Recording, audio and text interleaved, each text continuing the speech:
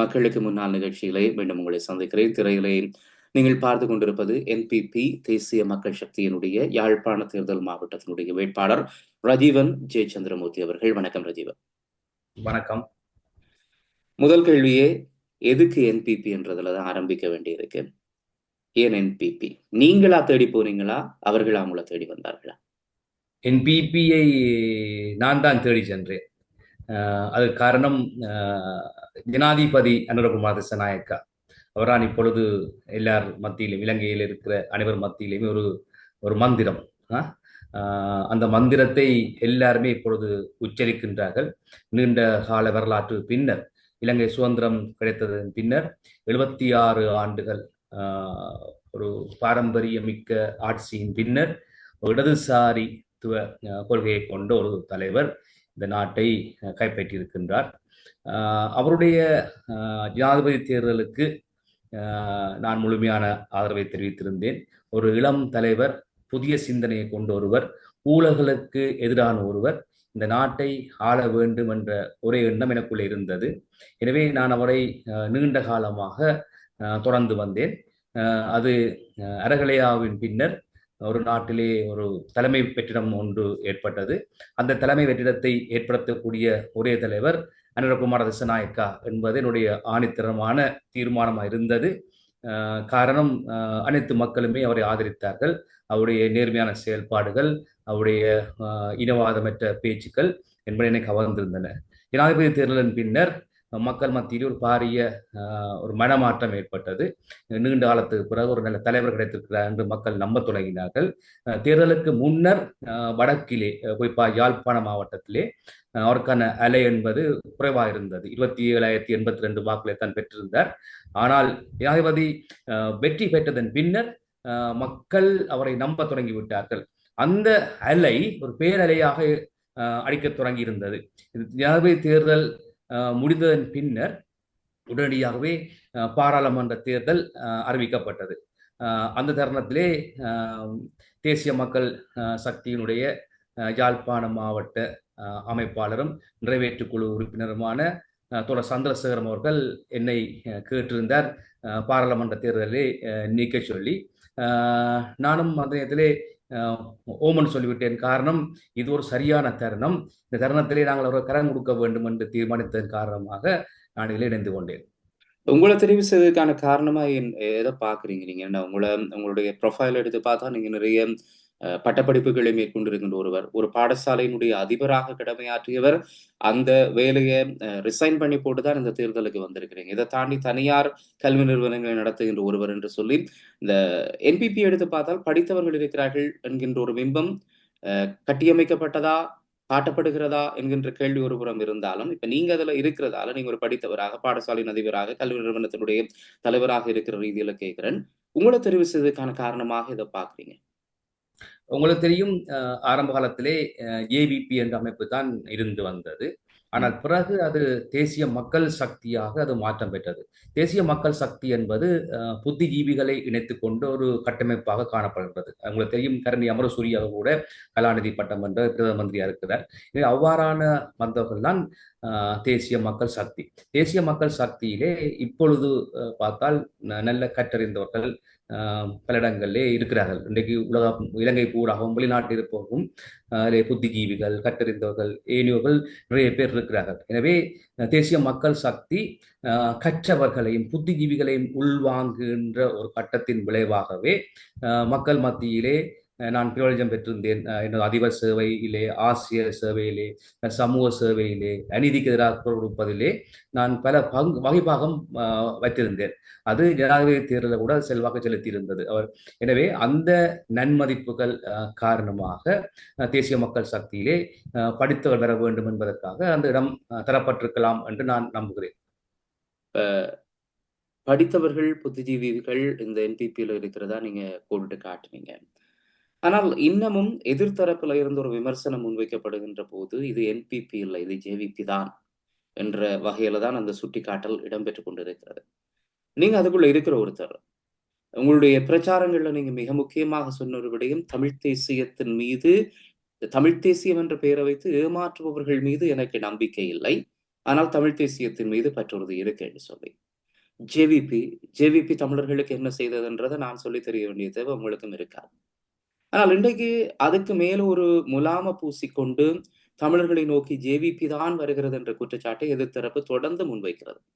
அதற்கு தமிழ் தேசியத்தின் மீது அன்பு கொண்டிருக்கின்ற உங்களை போன்றவர்கள் மிகப்பெரிய உடந்தையாக இருக்கிறார்கள் என்ற குற்றச்சாட்டு எழாமல் இருக்க வாய்ப்பில்லை. ஜேவிபி என்பிபி எப்படி நீங்க பாக்குறீங்க? அது கடந்த காலங்களிலே பல்வேறு சம்பவங்களும் நிகழ்வு நடந்திருக்கின்றன.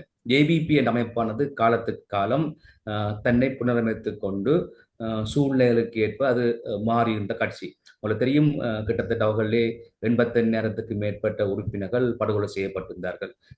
பல்வேறு சம்பவங்கள் நாட்டில் நடைபெற்றது. தமிழர் தரப்பிலே ஏராளமான மக்கள் கொல்லப்பட்டார்கள், யுத்தம் நடந்தது.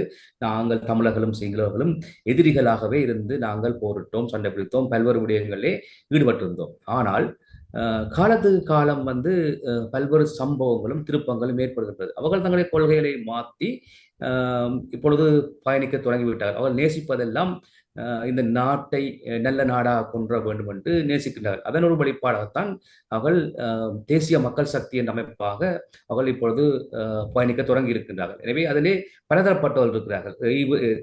பல புலம்பெயர்ந்த தமிழ் மக்கள் கூட அதிலே பங்கு வகிக்கின்றார்கள்.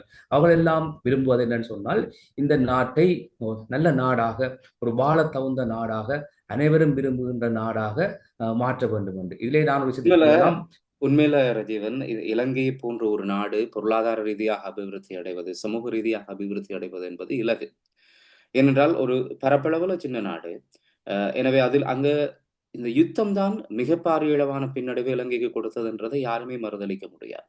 அந்த யுத்தத்துல தமிழர்கள் மீதான இனப்படுகொலை செய்ததுல ஜேவிபியினுடைய சொந்த மக்களையே, சொந்த இனத்தையே கொலை செய்தவர்கள் என்ற குற்றச்சாட்டு ஒருபுறம் இருந்தாலும், மறுபுறம் தமிழர்களுக்கான இனப்படுகொலையில ஜேவிபியினுடைய வகைவாக இன்றைக்கு வரைக்கும் தொடர்ச்சியாக குற்றச்சாட்டப்பட்டு கொண்டு இருக்கும் போது, இந்த நாட்டை ஒரு சுபீட்சமான நாடாக கொண்டு வர வேண்டும், நாட்டை அபிவிருத்தி செய்ய வேண்டும் என்ற கோஷம் தான் வைக்கப்படுது. அல்லது இந்த நாட்டை ஒரு நல்ல வாழக்கூடிய நாடாக கொண்டு வரணும் என்று சொன்னா அதுக்கு ஒரு ஃபண்டமெண்டலா சில சொல்யூஷன்ஸ் கொடுக்க வேண்டிய தேவை இருக்கு. அதுல மிக நான் அறிந்த வரையிலே அவர்கள் தமிழ் மக்களை படுகொலை செய்ததாக வரலாறுகள் இல்லை. ஏனென்று சொன்னால் 2009ஆம் ஆண்டு யுத்தம் முடிந்த கையோடு அவர்கள் ஒரு 16 அம்ச கோரிக்கையை முன்வைத்தார்கள். அந்த கோரிக்கையிலே ஒரு கோரிக்கையாக சொல்வது, யுத்தத்திலே காணாமலாக்கப்பட்ட, கொல்லப்பட்ட, அநீதி இழைக்கப்பட்ட மக்களுக்கு ஒரு நீதியான நிலையான விசாரணை செய்யப்பட்டு அந்த மக்களுக்கு தீர்வு கொடுக்க வேண்டும் என்பதை சொன்னது ஒரு கட்சி, அந்த ஜேபி கட்சி தான் ஆரம்பத்திலே. எனவே அவர்கள் நிச்சயமாக தமிழ் மக்களுக்கு அநீதி இழைத்தார்கள் என்பது தொடர்பாக அவர்களால் தமிழ் மக்கள் கொல்லப்பட்டார்கள். 2009க்கு பின்னரான காலத்தை நீங்க சொல்றீங்க. நான் சொல்வது 1980களினுடைய இறுதி காலங்களை நான் சொல்றேன். அப்ப ஜேவிபியாக இருக்கின்ற போது கடுமையான பல செயற்பாடுகளை செய்தவர்கள் தான் இன்றைக்கு இந்த என்பிபி என்ற தோரணையில வந்திருக்கிறார்கள். அப்படி இருக்கும்போது நீங்க அவர்களை அந்த முகத்தோட போய் எப்படி தமிழ் மக்கள்கிட்ட உங்களுடைய வாக்குகளை சேகரிக்கலாம்? ஓகே, தமிழ் மக்களுக்கான தீர்வுண்டா என்ன கொடுக்க போயிடும்? என்ன இப்ப நீங்க தான் யாழ்ப்பாண தேர்தல் மாவட்டத்தில் இருக்கிற மக்கள்கிட்ட போறீங்க. அப்ப நீங்க தான் சொல்ல வேணும் எது தீர்வாக முன்வைக்கப்பட போகுது இவர்களால. எங்களுக்கு கடந்த கால பாதைகள் இலங்கையில் இருக்கிற அனைத்து தரப்பினருமே தங்களுடைய கைகளை சுத்தமாக வைத்திருக்கவில்லை. அது யாரா இருந்தாலும், தமிழ் மக்களா இருந்தாலும் சரி, சிங்கள மக்களா இருந்தாலும் சரி. தமிழ் மக்கள் அப்படி என்ன தவறு செய்தார்கள் என்று சொல்றீங்க? எது இல்ல, தமிழ் மக்கள் அப்படி என்ன தவறு செய்தார்கள்? தமிழ் மக்களுடைய நான் சொல்வது யுத்தம் நடந்த காலப்பகுதி, 2 பேருமே சண்டை பிடித்த காலப்பகுதி, எதிரிகளாக மோதிக்கொண்ட காலப்பகுதி. ஆனால் ஒரு உரிமைக்காக, ஒரு இனம் உரிமைக்காக போராடுவதற்கும் ஒரு இனத்தினுடைய உரிமையை அடக்குவதற்குமான போராட்டத்துக்கான வித்தியாசம் இருக்கு. அது தெரியாமல் நீங்க அரசியல்ல போராடும் போது, அரசியல்ல நீங்க இல்லை, அப்படி இல்லை. எனவே என்னென்றால் அந்த விஷயம் அப்படி நான் கதைக்க முடியாது. என்னன்னு சொன்னா 2009ஆம் ஆண்டு யுத்தம் முடிந்த பிற்பாடு இன்றைக்கு 15 வருஷங்கள் ஆகிவிட்டது. 15 வருடங்கள் ஆகிவிட்டது பின்ன கூட இலங்கையிலே ஆளுகின்ற தரப்புகள் உதாரணத்துக்கு பாத்தீங்கன்னு சொன்னால், யாழ்ப்பாணம் நூல் நிலையத்தை எரித்தவர்கள் ஐக்கிய தேசிய கட்சியினர். 2019ஆம் ஆண்டு ரணில் விக்ரமசிங்கே அவர்கள் மன்னிப்பு கேட்டிருந்தார். ஆனால் அவர்களுக்கு தமிழ் மக்கள் வாக்களித்தார்கள் தான். 83ஆம் ஆண்டு இனக்கலவரத்தை செய்ததும் யுஎன்பி அரசாங்கம் தான்.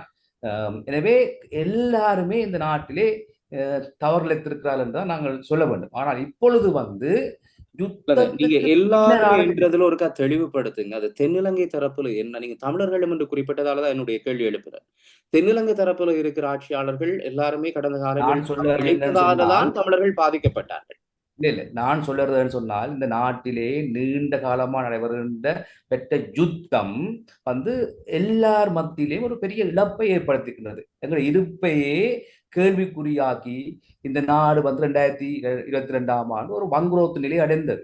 அடைந்ததுக்கு காரணம் இந்த நாட்டை நடைபெற்ற நீண்ட கொடிய யுத்தம். அதிலே அனைத்து தரப்பிலும் ஈடுபட்டிருந்தார்கள். எனவே அந்த யுத்தத்துக்கு பின்னர் இருக்கிற நிலைமை வந்து நாங்கள் தொடர்ச்சியாக யுத்தம் வன்முறை நடைபெற்றது என்று பரஸ்பரம் மறுதரப்புகளை குற்றஞ்சாட்டி கொண்டு இருப்பதற்கு அப்பால் நடந்த பிரச்சனைகளுக்கு நாங்கள் தீர்வு கண்டு இனி என்றாலும் நாங்கள் இந்த நாட்டை நல்ல நிலைக்கு கொண்டு வர வேண்டும் என்பதுதான் அவற்றை நோக்கமாக இருக்கின்றது. நாட்டை நல்ல அதிலேதான் நிலைக்கு நாட்டை நல்ல நிலைக்கு கொண்டு வர வேண்டும். பாதிக்கப்பட்டிருக்கக்கூடிய அத்தனை தரப்பும் சுபிட்சமாக வாழ வேண்டும் என்றதுல எனக்கும் மாற்று கருத்து இல்ல. அப்படித்தான் இருக்க வேண்டும் என்பது தான் எல்லாருமே எதிர்பார்ப்பார்கள். ஆனால் ஒன்றை தெளிவுபடுத்திக் கொண்டு நீங்க உங்களுடைய அடுத்த கட்டத்துக்கு நகரலாம் என்று நினைக்கிறேன். என்னென்றால் நான் ஏற்கனவே சொன்னதை போல உரிமை மறுக்கப்படும் போது ஒரு இனம் போராடுவதற்கும் அந்த உரிமையை கொடுக்காமல் இன்னொரு இனம் அந்த உரிமையை மறுத்து கொண்டிருந்து அவர்களை அளித்ததுக்கும் இடையில வித்தியாசம் இருக்கும் என்று நினைக்கிறேன். அந்த வித்தியாசத்தோடு தான் ரஜீவன் தமிழ் மக்களிடம் சென்று வாக்குகளை கேட்டு இந்த தேர்தலை சந்திக்கிறாரா, அல்லது சிங்களமும் யுத்தம் செய்தது தமிழும் யுத்தம் செய்தது ரெண்டு பேருமே இல்லை இல்லை தமிழைத்திருக்கிறோம் என்ற எண்ணத்தோடு இல்லை காலம் காலம் மாறிவிட்டது, கொள்கைகள் மாறிவிட்டது, மக்கள் எல்லாரும் மாறிவிட்டார்கள். இப்பொழுது அவர்களுடைய கொள்கை, அதாவது தேசிய மக்கள் இல்ல நான் சக்தியாக திருப்பி குறுக்கிறதுக்கு மன்னிக்கணும். என்னுடைய கேள்விக்கு நீங்க இன்னும் பதில் சொல்லல. நீங்க எல்லாரும் மாறிட்டார்கள் என்று சொல்லி கடந்து போறீங்களே ஒழிய இல்லை ரஜீவன் இல்லை மக்களை கடந்து தேர்தலை போவதில்லை, கடந்து ரஜீவன் போவதில்லை. மக்களை நாங்கள் தேர்தலை சந்திப்பது என்பது இரண்டு தரப்பு தமிழர்களும் யுத்தம் செய்திருக்கிறார்கள், சிங்களவர்களும் யுத்தம் செய்திருக்கிறார்கள், இரண்டு பக்கமும் கரை இருக்கிறது என்ற எண்ணத்தோடா, அல்லது தமிழர்கள் உரிமைக்காக யுத்தத்தை செய்திருந்தார்கள், சிங்கள தரப்பு என்பது அந்த உரிமையை மறுத்து யுத்தத்தை செய்திருந்தது என்ற எண்ணத்தோடு ரஜீவன் மக்களை சந்திக்கிறார். தெளிவுபடுத்திட்டு நீங்க இல்லை இன்னும் என்னுடைய நோக்கம் வந்து நாங்கள் கடந்த கால தவறுகளில் இருந்த யார் விட்டிருந்தாலும் அது சரி பிழைக்கு அப்பாலே நீங்க நாங்கள் எப்பவுமே வந்து யார் விட்டு இருந்தாலும் என்று ஒரு பொதுமைப்படுத்திட்டு போறீங்க. இந்த கேள்வி நேரடியா இருக்கு. அந்த நேரடி கேள்வியில இல்லை தமிழ் இல்லை மக்களும் பிழை இல்லை என்னென்னு செய்திருக்கிறார்களா சொன்னால் என்பதுதான் இது கேள்வி. சம்பந்தமாக நாங்கள் நீண்ட விவாதம் செய்ய வேண்டிய அவசியம் இல்லை. ஏனென்று சொன்னால் அதற்கு பல தரப்பு விவாதங்கள் நியாயங்களை நாங்கள் இப்ப எல்லா நான் ரஜீவன் தமிழ் தரப்பு மக்களினுடைய வாக்குகளை யாழ்ப்பாண தேர்தல் தொகுதியில என்பிபிக்காக தமிழ் மக்களினுடைய வாக்குகளை சேகரிக்கின்ற ஒரு தமிழ் தேசியம் பேசுகின்ற ஒரு பாடசாலையினுடைய அதிபருடைய பல இளைஞர்களை யுவதிகளை உருவாக்குகின்ற தனியார் கல்வி நிறுவனத்தினுடைய தலைவருடைய ஒரு தேர்தல் வேட்பாளனுடைய கருத்தை கேட்க வேண்டிய தேவை எனக்கும் இருக்கு, பொதுமக்களுக்கும் இருக்கு. கட்டாயம் அந்த கட்டாயம் அடிப்படையில தான் அதுதான் நான் சொல்கிறேன் சொன்னால் இப்பொழுது நாங்கள் 2000 யுத்தம் முடிந்த கையோட யுத்தத்திலே தளபதியாக இருந்த சரத் பொன்சேகாவுக்கு நாங்கள் வாக்கு கேட்டிருந்தாங்க. யார் கேட்டது வாக்கு? தமிழர்கள் தான் கேட்டிருந்தார்கள். எனவே இப்பொழுது கூட என்பிபி கூட வாக்கு கேட்கிறார்கள். அப்ப அதில் நாங்கள் பார்க்க வேண்டிய விஷயம் என்னன்னு சொன்னால் 2009 என்பது வேறு, 2024 என்பது வேறு. இந்த இடத்துல நான் சொல்ல வருகின்ற விடயம், நான் என்னை அதிலே மாற்றிக்கொண்ட விடயம் என்னன்னு சொன்னால் என்பிபியுடைய கொள்கை பிரகடனத்தை நான் வாசித்திருந்தேன். இந்த நாட்டிலே நீண்ட ஒரு கொடிய யுத்தம் நடைபெற்றது. அதை காரணமாக வைத்து பல அரசியல்வாதிகள் ஊழல் செய்தார்கள், ஊழல்கள் யுத்த விடயங்கள் செய்தார்கள். அதன் காரணமாக இந்த நாடு வந்து ஒரு திவாலடைந்து போனது. இந்த நாட்டிலே மக்கள் வாழ முடியாது என்ற அளவுக்கு அது மாறி போயிருந்தது. உலகத்திலே ஒரு வங்குரோத்துறைந்த நாடாக மாறியிருந்தது. அந்த சந்தர்ப்பத்திலே எங்களது யாழ்ப்பாணம் போன்ற பிரதேசங்களிலிருந்து பல்லாயிரக்கணக்கான இளைஞர்களும் யுவதிகளும் இந்த நாட்டை விட்டு தப்பி ஓடியிருந்தார்கள். அப்படி ஓடுகின்ற பொழுது நாங்கள் இந்த நாட்டை ஏதோ ஒரு வகையிலே செய்ய வேண்டும் என்பதற்காகத்தான் நான் பார்த்தேன். இந்த இவருடைய கொள்கையை வாசித்த பொழுது அவர் தெளிவாக சொல்லியிருக்கிறார் என்று சொன்னால் இந்த நாட்டிலே ஒரு அரசியலமைப்பை மாற்றுவதற்கு ஊடாகத்தான் அவர் இந்த பாராளுமன்ற தேர்தல் முடிந்த கையோட பிரதேச சபை தேர்தல், மாகாண சபை தேர்தல் எல்லாம் நடக்க இருக்கின்றது. இப்ப ஏற்கனவே இருக்கின்ற நிலைமைகளை குழப்பிக் கொள்ளாத வகையிலே இந்த ஆட்சி அமைய போகின்றது. அதன் பின்னர் அவர் முக்கியமா சொல்கின்ற விடயம் 2015ஆம் ஆண்டு நல்லாட்சி காலத்திலே முன்னெடுக்கப்பட்ட புதிய அரசியலமைப்பு மாற்றத்தை விட்ட இடத்திலிருந்து தொடர்வதற்கு அவர்கள் தெளிவாக குறிப்பிட்டிருக்காங்க. அந்த விடயம் என்னவென்று சொன்னால், இந்த நாட்டிலே இனவாதம் மதவாதம் இல்லாத அனைத்து மக்களும் சமனாக மதிக்கப்படக்கூடிய ஒரு சூழலை இந்த நாட்டிலே அமைக்க வேண்டும் என்பதற்காக அரசியலமைப்பை மாற்ற வேண்டும் என்று சொல்லுகின்றார்கள். என்ன பொறுத்தவரையில் இந்த நாட்டில் இருக்கிற அடிப்படை பிரச்சனை இந்த காரணம் இந்த அரசியலமைப்பு தான்.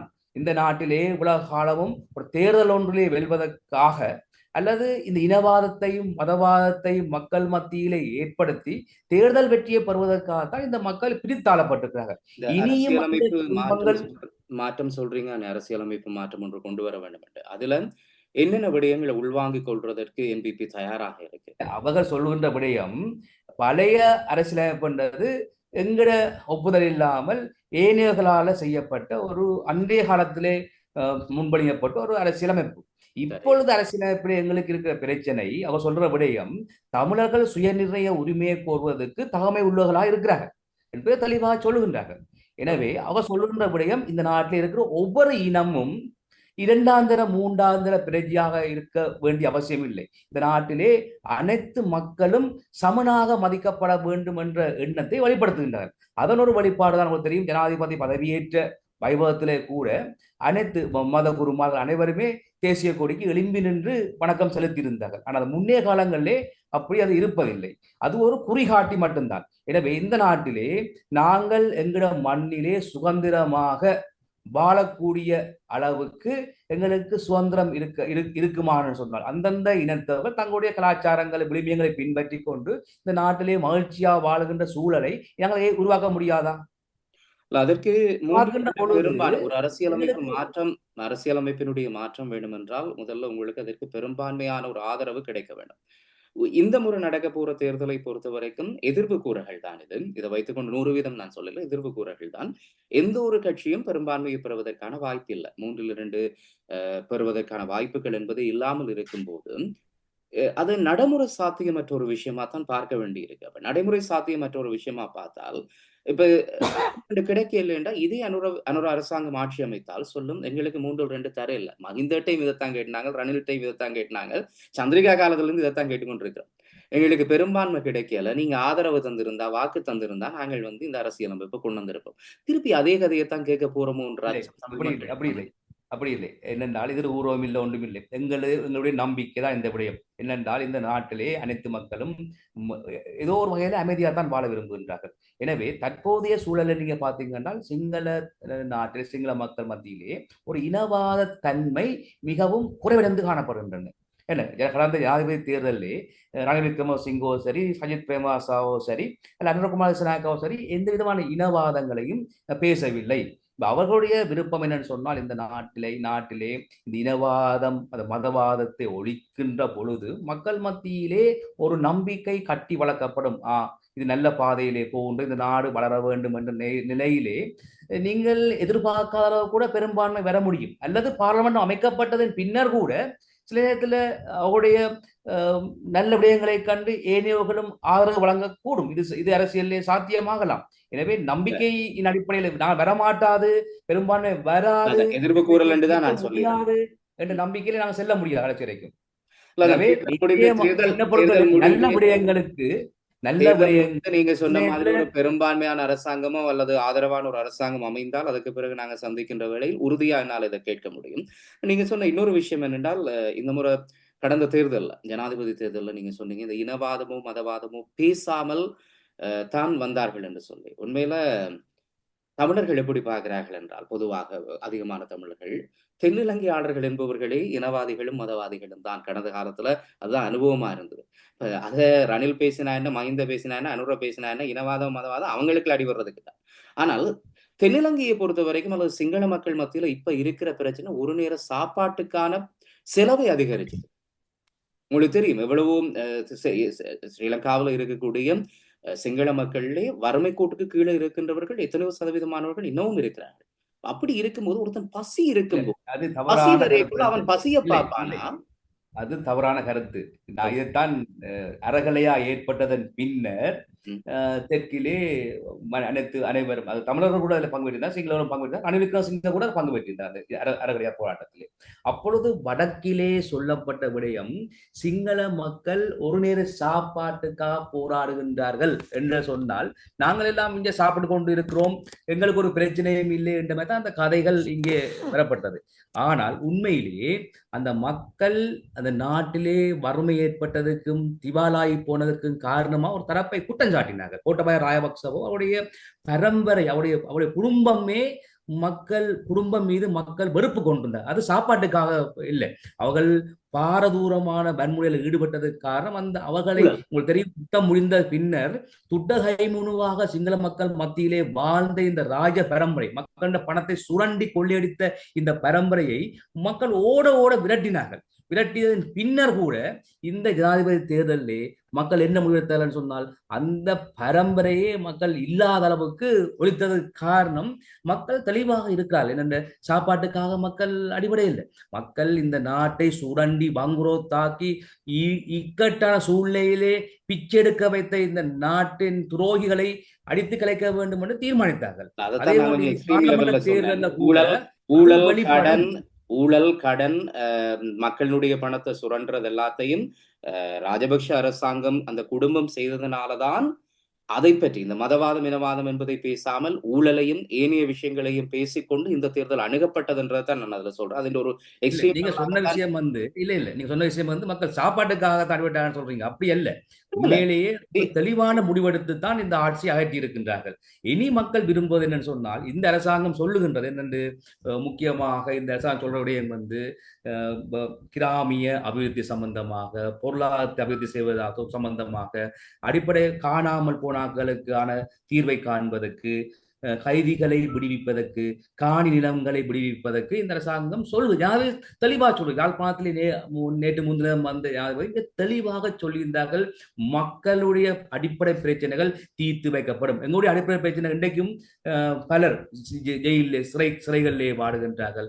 காணிகள் சம்பந்தமாக மக்கள் பலாலிக்கு சென்றிருந்த பொழுது ஒரு 85 வயதுள்ள ஐயா கண்ணீர் விட்டால் எனக்கு சாப்பாடு தேவையில்லை, ஒன்றும் தேவையில்லை, என்ற காணியில கொண்டே என்னை வாழ விடுன்னு சொல்கின்றார். எனவே மக்களுடைய காணி விடுதலை, பாதை திறப்பு, கைதிகள் விடுதலை, அதுபோன்று காணாமல் போனவர்களுக்கான தீர்வு என்பது சம்பந்தமாக ஜனாதிபதி தெளிவாக சொல்லுகின்றார். இதற்கு கட்டம் கட்டமாக இது செய்யப்படும், நடவடிக்கை சொல்லி. அதே போன்று நேற்றைய தினம் ஜனாதிபதி யாழ்ப்பாணம் வந்து சென்றதன் பின்னர் யாழ்ப்பாணத்தில் இருந்த அத்தனை வீதித்தரைகளும் அகற்றப்பட்டிருக்கின்றன.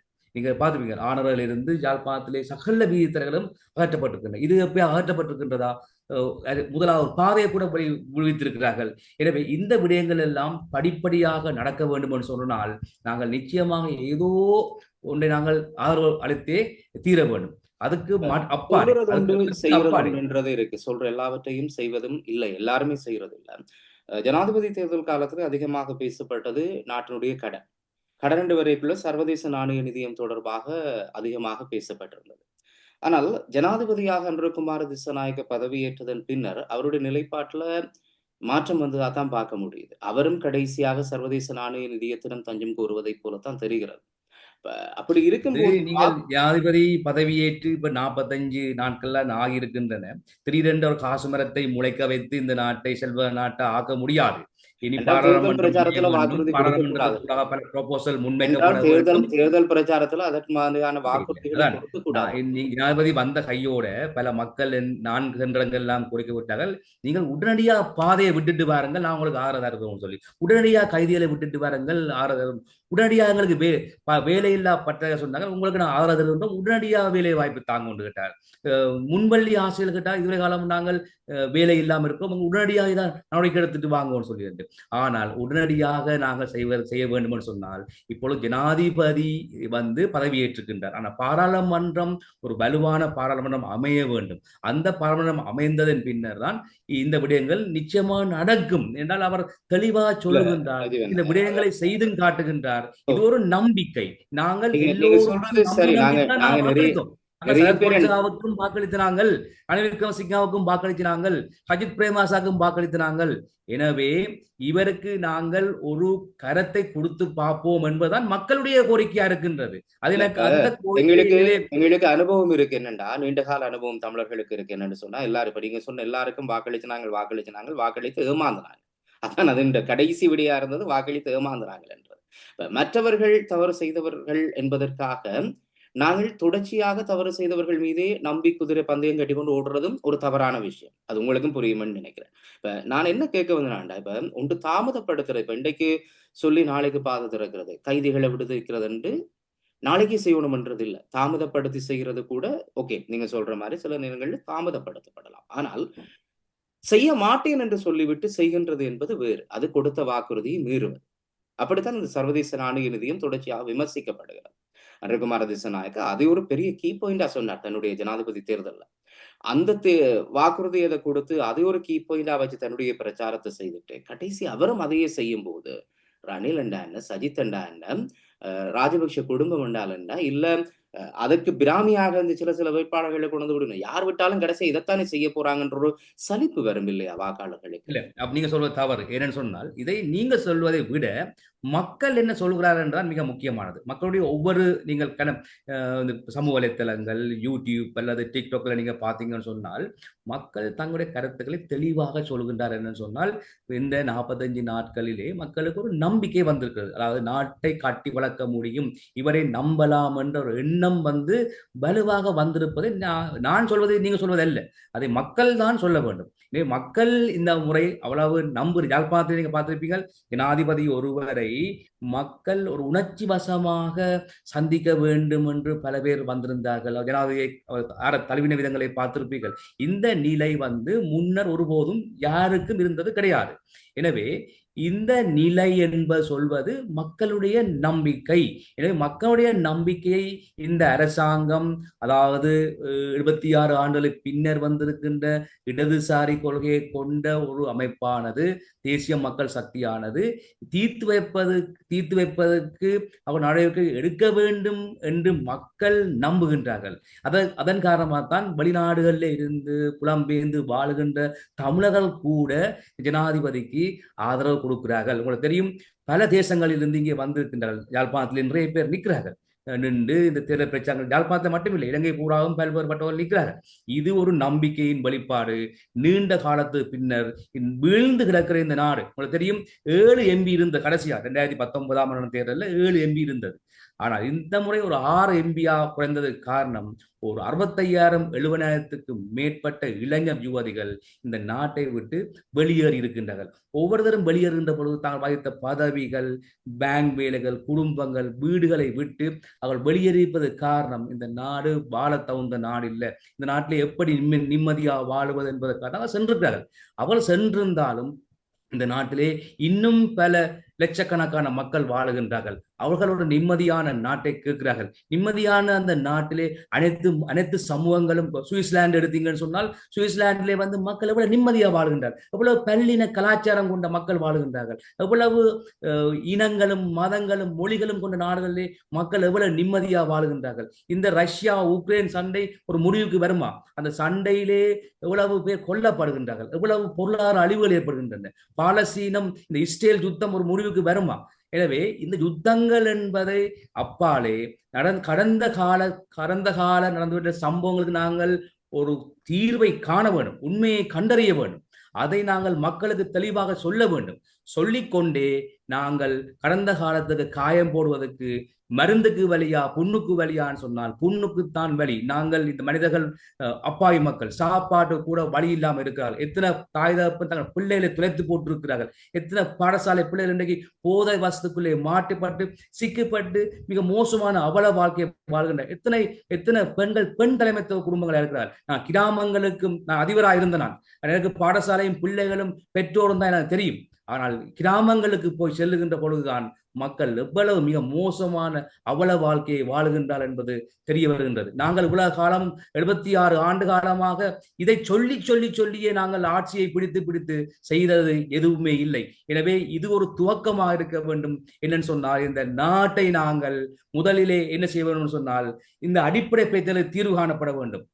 நாங்கள் சொல்லுகின்ற இந்த அரசியல் பிரச்சனைகளுக்கு தீர்வு காணப்பட வேண்டும். அதே போன்று இந்த மக்கள் அனுபவிக்கின்ற இன்னல்களுக்கு நாங்கள் ஏதோ ஒரு வகையில முதலாவதாக தான் உழைக்கின்ற காசுக்கு ஒரு ரூபா பான் என்ற விலை எவ்வளவு, 1 கிலோ அரிசி என்ன விலை, இந்த எத்தனை ஆயிரம் தாய்மார் தங்கள் பிள்ளைகளை துளைத்து போட்டு நரோட்ல நிற்கிறார்கள், அவளை தூண்டி விட்டுட்டு எத்தனை அரசியல் லாபங்கள் பார்க்கிறார்கள். எனவே அத்தனை மக்களுக்கும் மிக நிம்மதியாக வாழக்கூடிய தீர்வு வேணும்னு சொன்னால் நாங்கள் இந்த நாட்டுக்காக அர்ப்பணித்து பணியாற்ற வேண்டிய சூழல் எனக்கு மட்டுமில்லை, இங்க இருக்க ஒவ்வொரு குடி, அது சிங்களர்களா இருந்தாலும் தமிழர்களா இருந்தாலும் சரி, முஸ்லீம்களா இருந்தாலும் சரி, அது யாரா இருந்தாலும் ஒவ்வொருத்தருக்கும் கடமை இருக்கிறது. இந்த நாட்டை இனிமேலாவது இந்த இனவாதம் மதவாதம் வன்முறையற்ற ஒரு நாட்டா கட்டி வளர்த்து உலகத்திலே இலங்கை என்ற நாடும் ஒரு நல்ல நாடு என்ற சூழலை நாங்கள் வளர்க்க வேண்டும் என்பதற்காகத்தான் 1980ஆம் ஆண்டு சிங்கப்பூர் பிரதம மந்திரி கொழும்பு வந்து பார்த்துட்டு இந்த நாட்டை நான் கொழும்பை போல இந்த நாட்டை ஆக்குவேன்னு சொன்னார். ஆனா இன்றைக்கு இலங்கை என்ன நிலையில் இருக்கிறது, சிங்கப்பூர் எப்படி இருக்கின்றது? எனவே இந்த நாடு நாங்கள் நல்லா இருக்கணும், நாசமாக போக்கூடாதுன்னு சொன்னால் ஏதோ ஒரு விதத்துல நம்பிக்கை கொண்டு அதை தீர்க்க வருபவர்களுக்கு நாங்கள் எங்களுடைய ஆதரவை கொடுத்து ஏதோ ஒரு வகையில் மக்களுக்கு தெரியும் இந்த ஆட்சி நல்ல ஆட்சியா அல்லது இந்த ஆட்சி கூடாத ஆட்சியான்னு சொல்லி. ஏற்கனவே கோட்டாபய ராஜபக்ச நடந்த விடயங்கள் தெரியும், அது இந்த ஆட்சியாளருக்கும் தெரியும். மக்கள் எதையும் பொறுத்து கொள்ள மாட்டார்கள், சகித்து கொள்ள மாட்டார்கள் தெரியும். எனவே இந்த ஆட்சியை கலைக்க வேண்டும் என்று சொன்னால் மக்கள் கலைப்பார்கள். ஆனால் அந்த ஆட்சி நல்ல ஆட்சி என்று சொன்னால் மக்கள் நிச்சயமாக ஏற்றுக்கொள்வார்கள். நீங்க நல்ல சிந்தனையோட இருக்கிறீங்க. அந்த சிந்தனை உண்மையில வெற்றியடைந்து நடைமுறைக்கு வந்தால் அது ஆரோக்கியமான விஷயம். மக்களுக்கான ஒரு சுபீட்சமான வாழ்க்கை கிடைத்தால். அதே போல ஒரு சிங்கப்பூர் ஆக வேணுமோ, சுவிஸ் ஆக வேணுமோ என்று தேவையில்லை. ஒரு இலங்கையாக இருந்தாலும் அந்த மக்கள் அங்க நிம்மதியாக சந்தோஷமாக சிங்கப்பூர் ஆக வேண்டும் என்றல்ல, சிங்கப்பூர் என்றது இன்றைக்கு அந்த மக்கள் எவ்வளவு கௌரவமா வாழுகிறார்கள். அவருடைய பாஸ்போர்ட்டை காட்டுகின்ற பொழுது அந்த பாஸ்போர்ட் எவ்வளவு வலிடா இருக்கிறது. எங்கள் இலங்கை பாஸ்போர்ட்டை காட்டுகின்ற பொழுது ஒரு வங்குரோத்தர இந்த நாடுன்ற பாஸ்போர்ட் ஆனால் இருக்கக்கூடாது. எனவே இலங்கையில் ஒரு பிரச்சனை இல்லை என்று சொன்னா இலங்கை போன்ற ஒரு அபிவிருத்தி மிக வேகமாக அபிவிருத்தி அடையக்கூடிய நாடு வேற எதுவுமே இருக்காது. அதான் நீங்க சொன்னதை போல உங்களுடைய அந்த எண்ணங்கள் வெற்றி அடையணும் என்றுதான் என்னுடைய எண்ணம். அதே நேரத்தில் ஒரு விஷயம், நீங்க ஏற்கனவே சுவிஸை சுட்டி காட்டியிருந்தீங்க, சில இடங்களை காட்டுறீங்க. அந்த நாடுகள்ல எல்லாம் இந்த அரசியல் கட்சிகளினுடைய கூட்டங்களுக்கு பஸ்ல ஆக்களை வேற பிரதேசத்துல இருந்து ஏற்றி கொண்டு போய் இறக்கி அரசியல் கட்சிகளினுடைய கூட்டங்கள் நடக்கிறது இல்லை. ஆனா இலங்கையில மாத்திரம், அதுவும் தென்னிலங்கை கட்சிகள் என்று சொன்னா தமிழர் தரப்புக்கு இப்போ கொண்டு போறோண்டாலோ அல்லது கொழும்புக்கு கொண்டு போறோம்னாலும் நிறைய பஸ் ஓடும். அங்க இருந்து நிறைய பேரை கூட்டிக் கொண்டு வந்து தங்களுடைய கட்சி ஆதரவாளர்களாக காட்டி தங்களுடைய பிரச்சாரங்களை நடத்திய அனுபவங்களையும் நாங்கள் பார்த்திருக்கிறோம். அடுத்தது நீங்க சொன்னீங்க மக்களுடைய கருத்துக்கள், ஊடகத்திற்கு நீண்ட கால அனுபவம் இருக்கிறதால மக்களோடு நெருங்கி பழகி ஒருவனாக மக்களுடைய கருத்துக்களை கேட்டவனாக எனக்கும் தெரியும். அதே போல நீங்க சொன்ன இந்த சமூக வலைத்தளங்கள் அல்லது மற்ற சேனல்கள், டிக்டாக்குகள் எல்லாம் சொன்னீங்க. இதுல எல்லாம் எது காட்டப்பட வேண்டும், எது காட்டப்படக்கூடாது என்பதை தீர்மானித்து யார் யார் எதை செய்வார்கள், எப்படி காட்டுவார்கள் என்று தெரியாத ஊடகவியலாளர் நானும் அல்ல. அதே போல மக்களும் அல்ல. மக்களுக்கும் அது தெரிந்திருக்கும். எனவே எது காட்டப்படுகிறது, எது மறைக்கப்படுகிறது என்பது மக்களுடைய வாக்குகள்ல தான் நிச்சயமாக தெரியும். நீங்க குறிப்பிட்டதை போல அனுரகுமார திசாநாயக்க தன்னுடைய பிரச்சாரங்களில் குறிப்பிடுவதை போல அவற்றை செயல்படுத்துவார் என்கின்ற நம்பிக்கை இருந்தால் நிச்சயமாக தமிழ் மக்களுடைய வாக்குகள் அவர்களை நோக்கி வரும். அப்படி இல்லை, அவர்கள் மீது அதிருப்தி இருக்கிறது என்று சொன்னால் அது நிச்சயமாக வருகின்ற 14ஆம் தேதி நடக்க போகின்ற தேர்தலை தமிழ் மக்கள் காட்டுவார்கள். எனவே நிறைவா ஒரு விஷயம், நீங்க உங்களுடைய தொகுதி மக்களுக்கு எதை செய்ய விரும்புறீங்க, என்ன வாய்ப்புகளை நீங்க அவர்களுக்கு, இப்ப உங்களுக்கு ஏன் வாக்களிக்க வேண்டும், எப்படி அந்த வாக்கினை செலுத்த வேண்டும் என்ற விஷயத்தை நீங்க சொல்லுங்க. இந்த நீங்க கேட்ட கேள்விகள் நியாயமானவை, ஊடகமாக நல்ல கேள்வி கேட்டிருப்பீங்கள். இது நான் ஒரு அரசியலை தேர்ந்தெடுத்தபடியால் அந்த கட்சி சார்ந்த ரீதியிலே நான் சொல்ல வேண்டிய கடமை இருந்தது, நான் சொல்லியிருக்கின்றேன். எனவே இந்த தேசிய ரீதியான பிரச்சனைகள் இருக்கின்றன. நாங்கள் நீண்ட காலமாக யுத்தம் புரிந்தோம், மேல வன்முறை செய்தோம், எல்லாருமே நான் செய்திருக்கிறோம். அதிலே அதை தாண்டி இப்பொழுது ஒரு நல்ல காலம் மலர்ந்திருக்கின்றது. அந்த காலத்திலே நாங்கள் ஏதோ ஒரு தீர்வு காண வேண்டும் என்ற பிரச்சனைகள் அது அரசாங்கத்துக்கு இருக்கிறது. நான் உங்களுக்கு தெரியும், பலாலி வீதி திறக்கப்பட்ட பொழுது அரசியல்வாதிகள் யாருமே செல்லவில்லை. நாங்கள் தேசிய மக்கள் சக்தி எங்களுக்கு கூட சொல்லி அல்ல போய் அதில் படம் எடுத்து கூட நாங்கள் விடுவிக்க கூட போய் நிற்கல. அது அரசாங்கத்தினுடைய பொறுப்பு. அரசாங்கம் சாதாரணமாக திறந்து வைக்கும். நான் நினைக்கிறேன் இந்த நேற்றைய 20 தினம் பாதைகள் அந்த வீடு திறந்து வைக்கப்பட்ட போது கூட யாருமே நான் தான் விடுவிச்சினான், ஆனா வேற கட்சியை சொல்லுகின்றது நான் சொல்லித்தான் ஜனாதிபதி விடுவித்தார் அப்படி சொல்லுறேன். ஆனா தேசிய மக்கள் சக்தியை தேர்தல் காலம் தானே, எல்லா கட்சியும் உரிமை கொண்டாட வரும். தேசிய மக்கள் சக்தியை சார்ந்த யாருமே செல்லவில்லை அந்த இடத்துக்கு. எனவே எங்களுடைய நிலப்பாடு கட்சி அரசியல் என்றது வேற, அரசாங்கம் என்பது வேற. அரசாங்கம் மக்களுக்கு செய்ய வேண்டிய விடயங்களை செய்யும், இந்த தேசிய பிரச்சனைகளுக்கு தீர்வு காணும். அதில் நாங்கள் தீர்வு காணுவதற்கு முயற்சிக்க வேண்டும். அதுக்கு தேசிய பிரச்சனைக்கு அப்பாலே ஒரு பிரதேச ரீதியாக யாழ் மாவட்டத்திலே ஒரு பாராளுமன்ற வேட்பாளராக நிற்பதுன்னு சொன்னால் நான் உண்மையிலேயே பல விடயங்களை கடந்து வந்தேன். 2009ஆம் ஆண்டு யுத்தம் முடிவெற்ற பொழுது நான் அங்கிருந்து வந்திருந்தேன். அதிலிருந்து இன்று வரைக்கும் நான் இந்த பாதையில இருக்கின்றேன். எனக்கு தெரிந்ததெல்லாம் யுத்தங்கள், வன்முறைகள், காணாமல் போதல், கொலைகள், குண்டுகள் என்றுதான் எனக்கு தெரியும். ஆனால் இந்த நாடு ஒரு நல்ல நோக்கத்தை அடைய வேண்டும் என்று சொன்னால் இந்த நாட்டிலேயே காணப்படுகின்ற முதலாவது பிரச்சனை வந்து நாட்டிலே மிக மோசமான அதிகார துஷ்பிரயோகங்கள், ஊழல்கள் காணப்படுறது எல்லா துறைகளிலுமே காணப்படுகின்றன. உங்களுக்கு தெரியும், ஒரு பாஸ்போர்ட்டை போய் எடுக்க போறோம்னு சொன்னா அதுக்கு ஒரு 2000, 1000, 3000, 50,000, 1,00,000 ரூபான்னு சொல்லி மக்கள் தேவையில்லாம காசு, அது ஒவ்வொரு சர்டிபிகேட்டுக்கு ஒவ்வொரு விடயங்களுக்கும் மக்கள் காசை கொடுக்கின்றார்கள். அது யாருக்காவது பயப்படுகின்ற ஒரு நிலை இந்த நாட்டிலே உருவாக வேண்டும். இந்த ஊழலை நான் முதல்ல ஒழிக்க வேண்டும். அந்த ஊழலை ஒழித்தால் கூட மக்கள் முதலில் தாங்கள் உழைக்கிற காசுக்கு நிம்மதியாக வாழ முடியும். ஒரு விஷயம். இரண்டாவது கல்வி இந்த நாட்டிலே காணப்படுகின்ற கல்வி விடயம் ஒரு தற்போதைய உலகத்துக்கு ஒரு பொருத்தமில்லாத கல்வி முறை காணப்படுகின்றது. நான் பல்வேறு பாடநெறிகளை முடித்திருக்கின்றேன். கல்வி ரீதியான கொள்கைகளை கொண்டு ஒருவர். எனவே கல்வியிலே ஒரு பாட விதானங்களையோ கல்வி திட்டங்களையோ கல்வி கொள்கைகளையோ வகுப்பதற்கு என்னாலே பங்கு வகிக்க முடியும். அதே போன்று இன்றைய பாடசாலை கல்வியிலே பல்வேறு குறைபாடு காணப்படுகின்ற பாடசாலையிலே பல வறுமையான மாணவர்கள் இருக்கிறார்கள். பல பாடசாலைகள் மிக மோசமான நிலையிலே பாதிக்கப்பட்டிருக்கின்றன. சில பேர் நகரப்புற கல்வியை மட்டும் தேடி ஓடுகின்றார்கள். எனவே அந்தந்த ஊரிலே பிள்ளைகள் படிக்க வேண்டிய கல்வியை போய் இங்கே இருந்து 50 கிலோமீட்டர் 30 கிலோமீட்டர் சுமந்து படிக்க வேண்டிய அவசியம் இல்லை. அதே போன்று இந்த பிள்ளைகள் போதை வசத்துக்கு அதே போன்ற பல்வேறு சமூக சீரர்களுக்கு இந்த பிள்ளைகள் மாற்றி அதிபரண்ட ரீதியிலே எனக்கு தெரியும். பல இளைஞர்கள், யுவதிகள், மாணவர்கள் கூட இதுக்குள்ளே மாற்றி, இது சாதாரண விடயம் இல்லை. மிக மோசமான ஒரு சமூக சீரழிவுகளில் இந்த இளைஞர், யுவதிகள், இந்த பாடசாலை பிள்ளைகள் இருக்கிறார்கள். அவர்களை நாங்கள் தீர்வாக நீங்க இருப்பீங்க என்று சொல்லி அவர்களை மீட்டெடுக்க வேண்டும்.